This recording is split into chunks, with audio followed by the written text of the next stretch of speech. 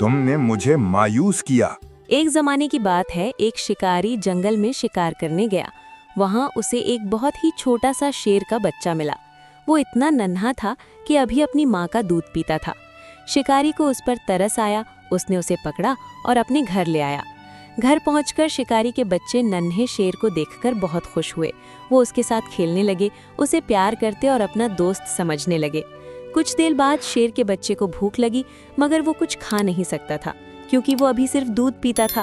शिकारी ये देखकर परेशान हो गया और सोचने लगा कि इस नन्हे शेर को क्या खिलाया जाए।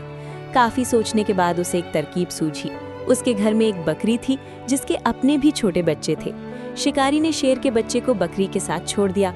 शुरू में शेर का बच्चा डरा हुआ था, मगर आहिस्ता आहिस्ता वो बकरी के बच्चों के साथ घुल मिल गया। जब बकरी के बच्चे अपनी माँ के पास दूध पीने जाते तो शेर का बच्चा भी उनके साथ शामिल हो जाता।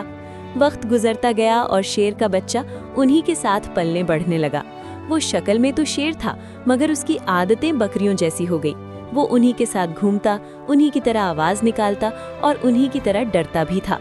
कुछ सालों बाद वो शेर बड़ा हो गया, मगर दिल से वो अब भी बकरी जैसा ही था। उसमें ना बहादुरी थी और ना ही शिकार करने की आदत। एक दिन अचानक गांव पर भेड़ियों ने हमला कर दिया। चूंकि शिकारी का घर जंगल के करीब था, इसलिए कुछ भेड़िए उसके घर में भी दाखिल हो गए। उस वक्त शिकारी घर पर मौजूद नहीं था। भेड़ियों ने बकरियों को देखा और उन पर हमला कर दिया। बकरियां खौफ से इधर उधर भागने लगीं। शेर भी वहीं खड़ा सब कुछ देख रहा था।